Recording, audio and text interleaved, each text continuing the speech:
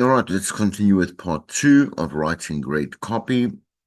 We ended off with obviously step five, and now we're going to do the last five steps. And once again, as I said, I'm going to play you a very short video on a guy who's going to write like literal copy so that when you do get to your own assignments and your own practical, that you do know how to, just kind of approach this. This, please, I'm just going to emphasize this again. It's not an easy thing to do. It's not like a snap one, two, three. It takes a lot of practice as well to write great copy. And again, it's again part of a craft, which means it's part of an art, right?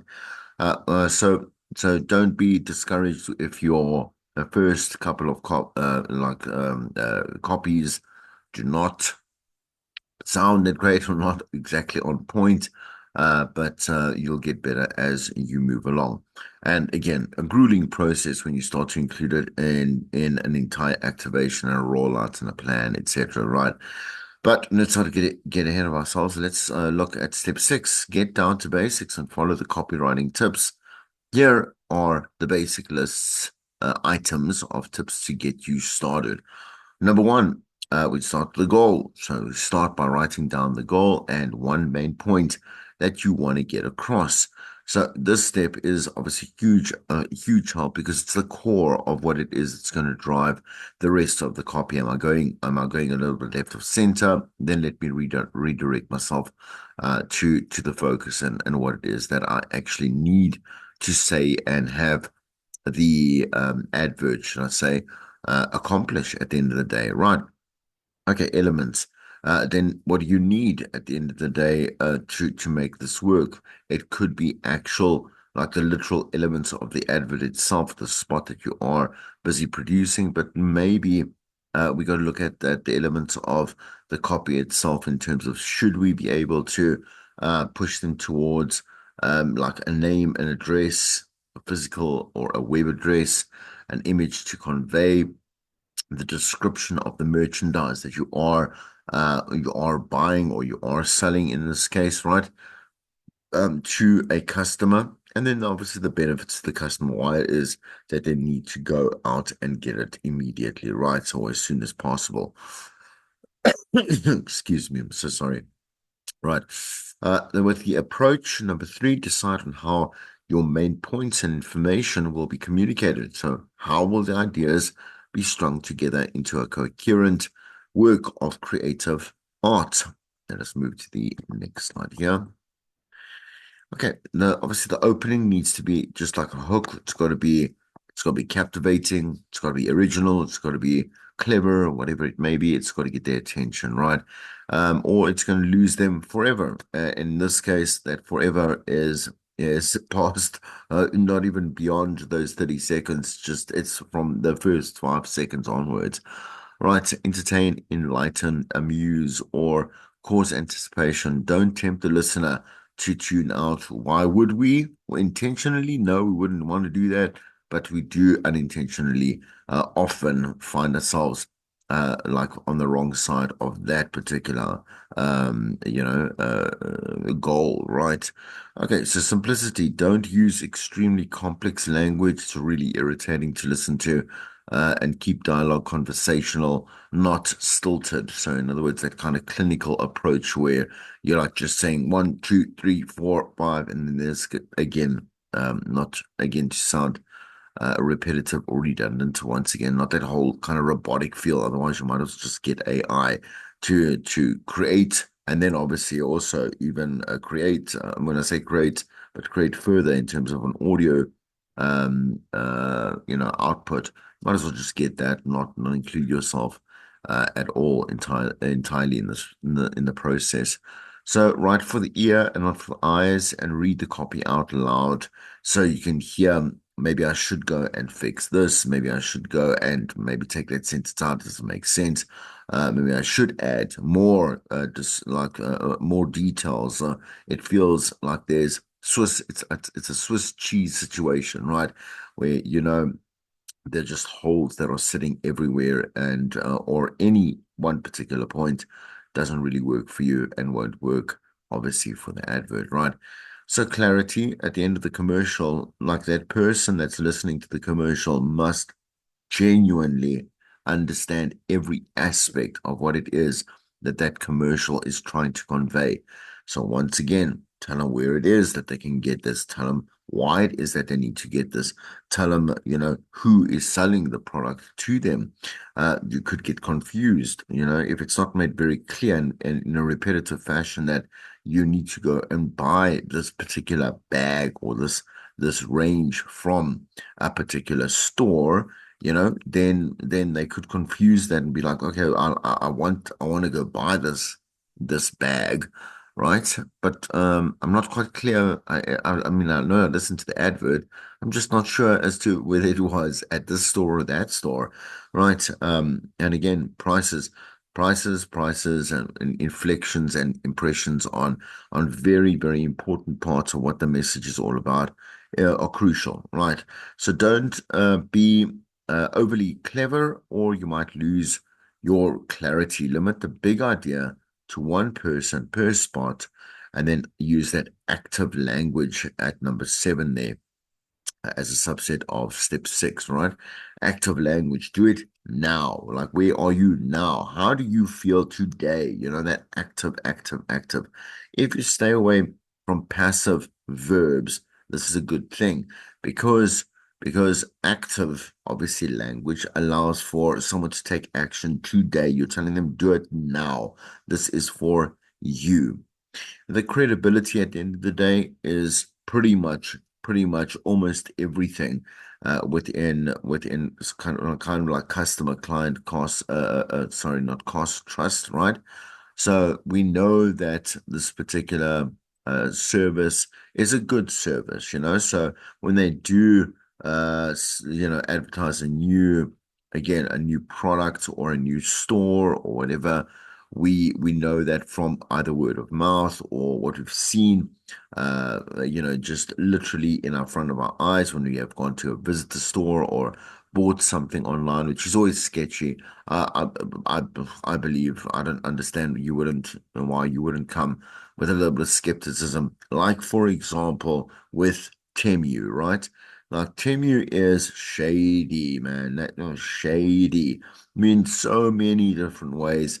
Yes, people have told us. I'm saying online, we see many, many, many kind of like conspiracy theories as to why Temu is is probably the worst place for like kind of like privacy invasion, and that kind of the way that they are incredibly intrusive, just in terms of your feeds, wherever it is. I would say about like a very strong, strong, strong, and very again aggressive algorithm, and the way that they have obviously constructed that from a like a back end kind of way to get into your face and never ever ever leave. I carry on about this because I haven't even clicked on a Temu product, but only just scrolled through, let's say, a digital advert, and it's everywhere. It's in my emails. It's on every single platform I use. It's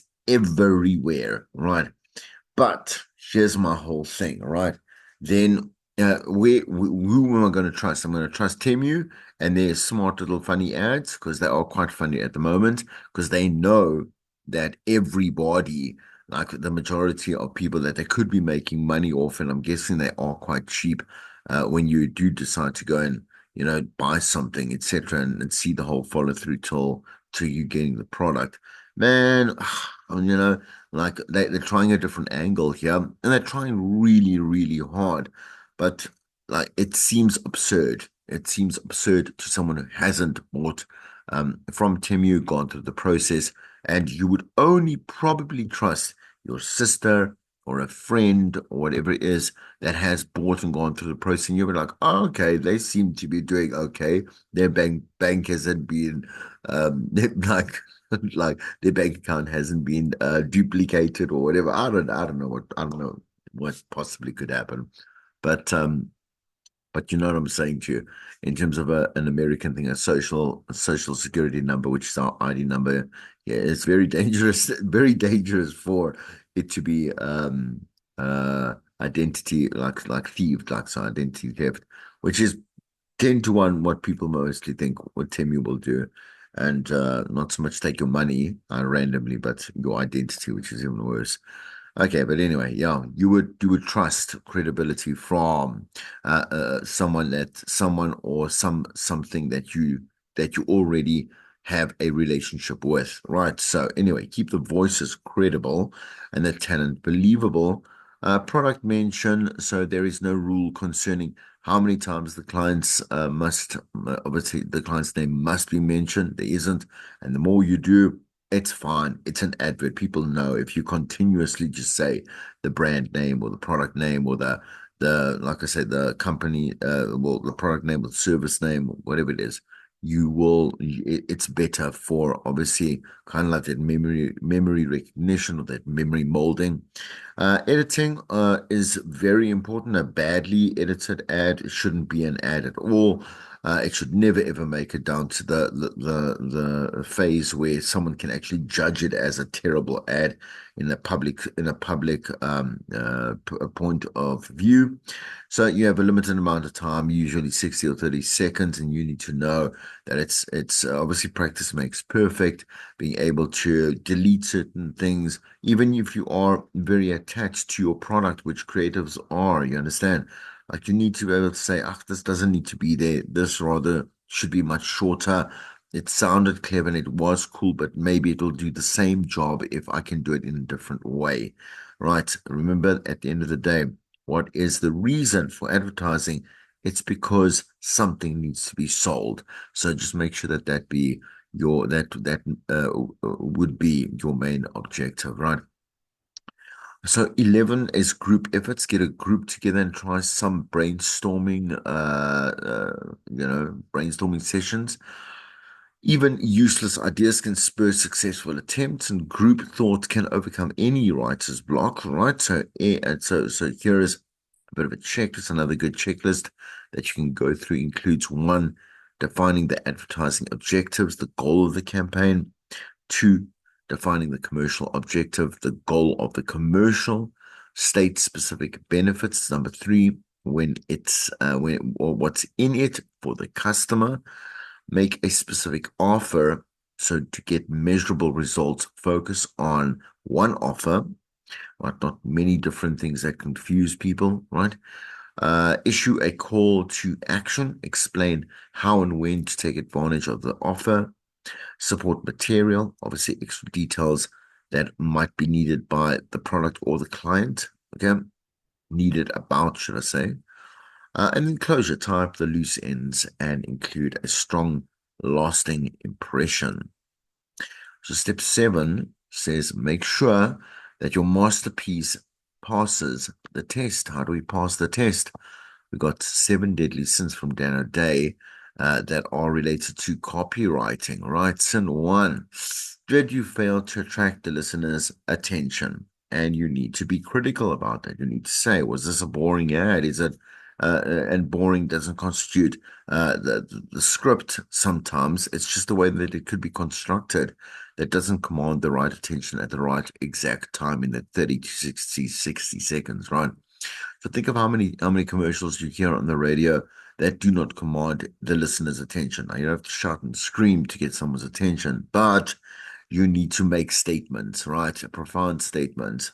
Now, again, save 50% on it is Black Friday this weekend and people are perking up. They want to know what is going on, right?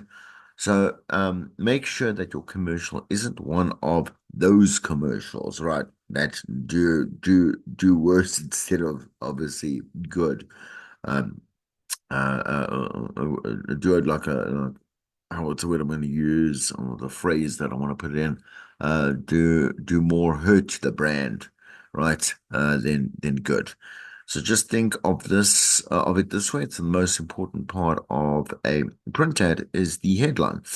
In a radio commercial, the opening line is the headlines. And two is, did you fail to appeal to the listener's self-interest, right? So what is in it for them?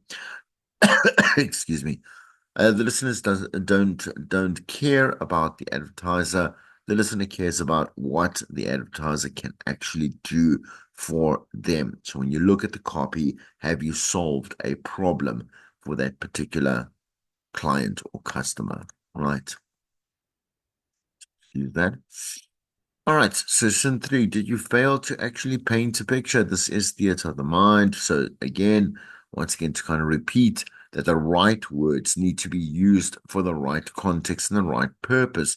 Choose those words carefully to paint a picture that will get results for your client. Sin four, were you so clever or creative that you really actually at the end of the day forgot to sell? You're so proud of that creative genius that you had that that you forgot about the fact that it doesn't do anything at the end of the day. Sin five. Did you forget to give the listener a reason to actually act now? So if they don't hurry for the sale soon, well, that's just not good enough, right? Why must I hurry for the sale? When's it going to end? What am I not going to, what tomorrow, for example, on whatever it is, 27th, 28th, or whatever, or the 1st of October, sorry, November, then what is it that I might look back and have a regret instead of like buyer's remorse, which is something that we all love having, right? When you do buy irrationally, hashtag Black Friday coming up. Yay. Right. Anyway, um, sin six. So please do not use cliche copy. It's so boring and it's makes your skin crawl. Some common ones to avoid, for example, now is the time. They won't last long. Don't lie. You don't know that. Like, don't tell me things that only my dad or mom can tell me and I believe. Right? So savings throughout the store. Yeah.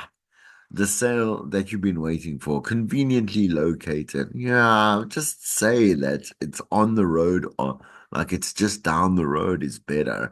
Because if it is just down the road and you are selling kind of like community based or feeder area based, then that's the truth, right?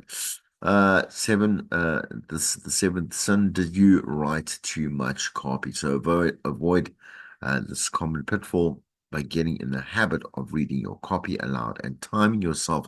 And the trick is to read it in a normal conversational pace to make sure that you obviously have a very natural execution.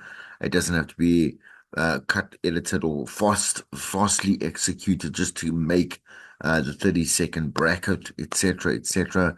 If it takes you 75 seconds to read it out loud, then what makes you think that the production person can do a good job in terms of cutting it down to 60? All right, step 8 here says learn how to sell your ideas and win support.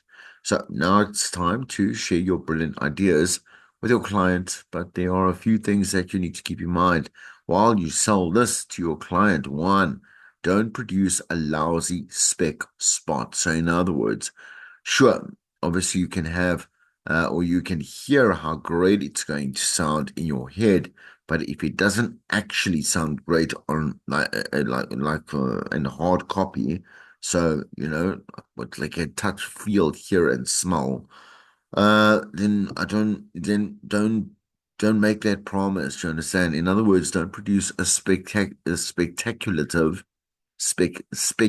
sorry, a speculative spot unless you are certain it can sound great. Instead, present copy only and describe the commercial to this client.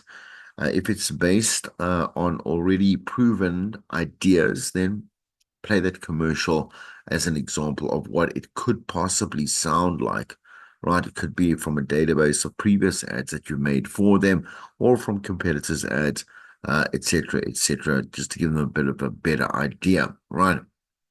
Okay. And there's a lot of obviously stock in terms of like stock libraries that you can go and find certain inspirational again spring points cores for adverts that have been kind of created just for but again not for an actual output, again a realistic output, but more for sharing. All right. Explain your assumptions and manage their expectations. So present the rationale behind the ideas. Explain why you picked that music or that announcer or that approach because that client's goal needs to be met. Selling a marketing strategy, not a commercial, so bigger picture oriented. Understand that it's going to be doing this and this for you. We are we are driving for this particular call to action. We are driving for this particular your intended reason for coming to us as a radio station to be able to do this for you. So this may involve the production of a campaign instead of one spot. And it's important that your client understands that you're interested in increasing their sales, so putting it on social media, brand ambassadors, all that type of stuff that we have spoken about before to make it holistic and just like rich and meaty, right? Number four, use testimonials before and after a sale. Provide stories or satisfied customers. Like again, as I said there, do like go to a store and record people that are buying things, and you can stop them like a bit of like a reality TV type of thing, and get them to get that authenticity and the credibility done right. Okay, again, questionable about testimonials. Be careful about using them, right? Involve production people in sales. Everyone benefits by seeing how the other side works. Take a production person on a sales call and get their input and reward their productivity in these days of consolidation. Excuse me, I just clear my mouth here. So I'm tripping over that. Okay. So in these days of consolidation, many production people can feel overworked and obviously underappreciated, including your team that that shows also the client, look at how many people are invested and are working in this. It's not just a kind of like an input, black box output feel. That's really what you want to do, right? Okay, some restaurant trades, concert tickets, or even handwritten thank you notes can go a long way. Okay, nearly done here. So, step nine, tips and tricks in technical production. So, again, technical, just like every other part, there's never one process that's more important than another. I don't believe, because we might say that there's a little bit more emphasis or a little bit more attention that has to be paid but within a certain context to certain parts of like a bigger whole. But it is what is the saying? The sum of some of its parts are bigger than the whole. I'm not getting it exactly correct, but it is that. So in other words, to say everything together is actually much bigger than just adding every single bit of the process along. All right, it's because it's got a holistic and a larger kind of like value at the end of the day. Okay. Anyway, however, faster is not necessarily better when you are in the production phase. Production director Robert Diaz offers the following tips. One, don't skimp on the tools. So use the correct microphones, use the correct studios, use the correct sound editing software, use correct quality sound effects, and whatever it may be. All of it is important, right? So musical choices. Again, you must use stuff that is royalty free. Very important. And let's give an example. It says a varied production library is a key component so that you can, and also being able to archive it correctly. So, like happier, serious, somber, etc. You can start to put these different, again, effects and again, beds, etc. in the correct archive, so you can access them directly. So every time you do produce an advert, you're not sitting there like lost and confused and kind of like frantic as well. All right. Anyway, so sound like music keeps you out of trouble when that sub sandwich client wants to use Yellow Submarine as their theme, but because the Beatles are not going to give you that, so you must find something similar. Right. Also, a library of sound effects that will be handy when trying to create the right atmosphere. Keep in mind that single royalty tracks can now be downloaded over the internet, like YouTube, etc., or obviously at direct portals. And all these production music files can be stored on a hard drive for easy access. Number three says stay focused. Right, it is very easy for us to lose focus, get tired, get uninspired as creatives, and it's specifically when you are doing sound engineering. Like it's not that it's mundane. It's not that it's continuously technical, and one can become quite robotic at certain times, uninspired, and so it can have a cause and effect on the actual product itself. Right. The last step in this particular bigger or the sub step, I think it is in number eight or no, what am I doing here? No, this is 10. Uh, uh, no, yeah, number 10, 10.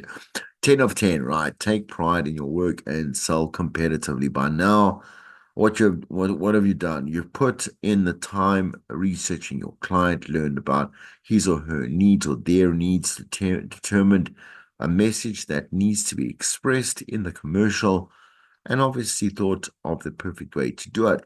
So it's now time to present what your, like obviously deliver where you've promised stuff.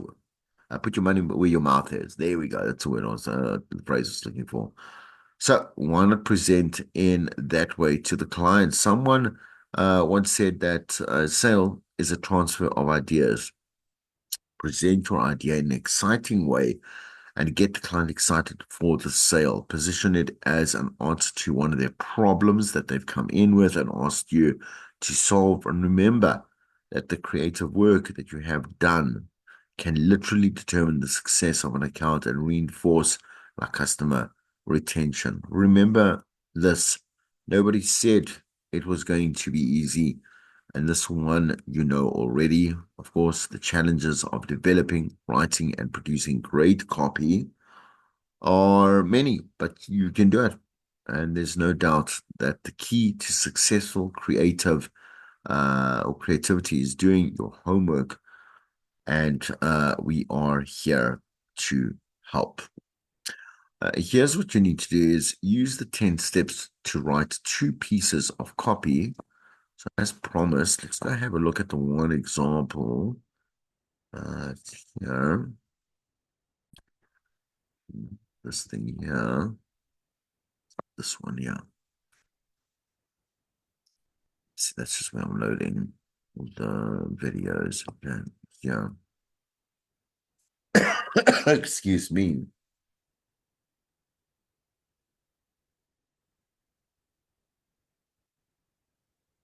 Welcome back to my channel, and right now ang pag-uusapan natin ay ang paggawa ng klase ng script or screenplay at first radio script.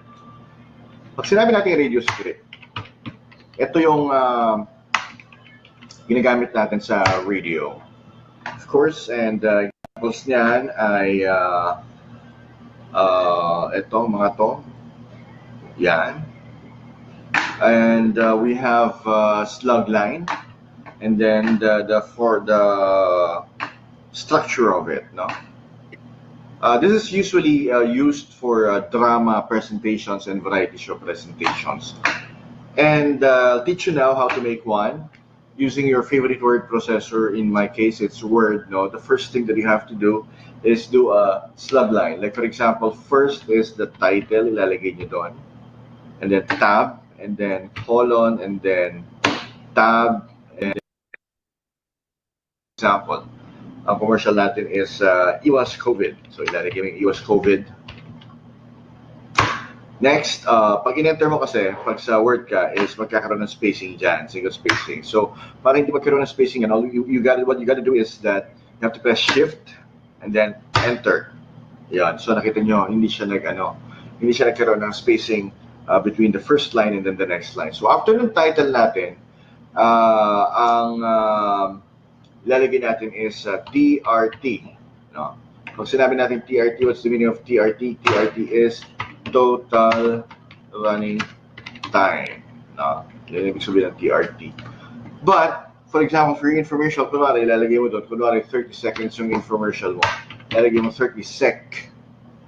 Or you can do it the full way, no? 30 seconds or 30 minutes. Yeah.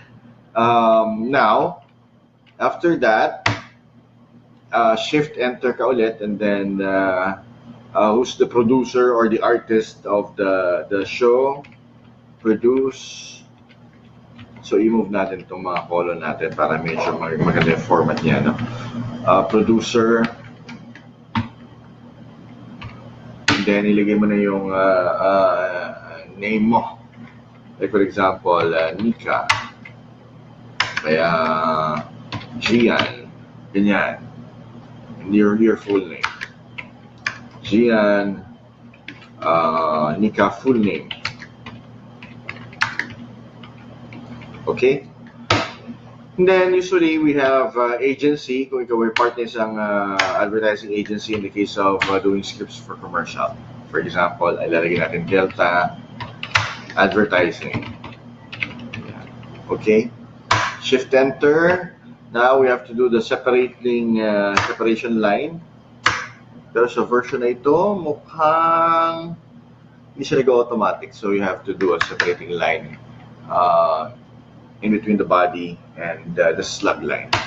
So, itong area na to, sa bandang to, this is what we call the slug line. This contains the information about the script before you move on to the sequence of the script. No, this is radio. Pinag-alalan na natin to, di ba? So, it's just a review. So, ilalagay mo na doon, for example, VO or, remember, BGM up sound, ganyan, no? Tapos ano yung BGM mo, kunwari ilalagay mo is coffin dance. Yan. Tapos biglang maglalagay ka ng voiceover niya. So VO or voiceover, anong sasabihin ng voiceover? Narito na, kunwari gano'n. And then, for example, there will come a time na merong male 1, sasabihin niya, uy pare, nakita mo na ba?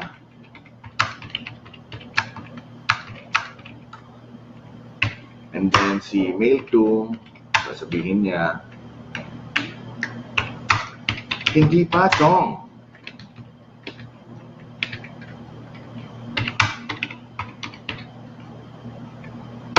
So yun. And then, kunwari, magkakat ka ulit ng BGM. So yung BGM mo, BGM cut, ganyan, or BGM fade out or fade in, kaya under, and so on. Pag gagamit ka naman ng SFX or sound effects, ganun din. Lalagay mo rin SFX gunshot, kunwari. Until na matapos yung commercial mo. And so on, so on, and so forth. Then after this, lalagay mo ulit yung standard natin na ends sa bandang huli. Okay. Now, pag gamit ka ng, pag ikaw ay gumagawa ng radio scripts, yung body mo is dapat numbered. So, numbering. Layout, line numbers. And then continues or restart each page. Yan. Okay? Bakit kailangan natin ng numbers pag sa radio? Kasi yung technician mo ay sasabihin niya, oy, pakiulit yung page 2. Oh, by the way, yung page na pala natin, page numbers natin is upper right, and then yung stapler natin is lower left. So page numbering mo nandito, tapos yung stapler mo sa bawat papelin na nasa lower left. Bakit? Kasi yung technician mo sasabihin niya, pakiulit niya yung page 5, um, line 10. Okay, page 1, line 10. Pakiulit yon. Ita-record ulit. So si mail to yon, tapos si mail to, tapos hindi pa chong, yun yung i-record. So that's the format of radio. I-search nyo sa mga different examples, but basically ito yung format natin. The usual margins, of course, on. Yeah, I do understand that it was in a different language. I mean, he's in terms of that, but just as a startup too, it's a good example. Like, regardless, couldn't really actually. My thing was couldn't really find uh other examples that would be directly helpful.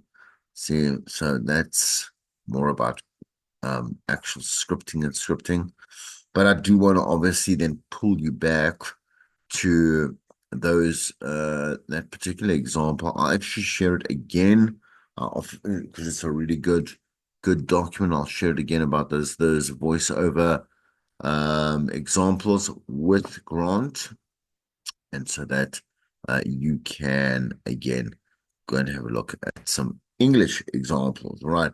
But the way that that guy did the construct, and he spoke in English, so that's why I thought it was fine, right? The construct of just how it should look formally, is always good. Okay, anyway, all right, I'm gonna leave it at that, and all right, we'll see you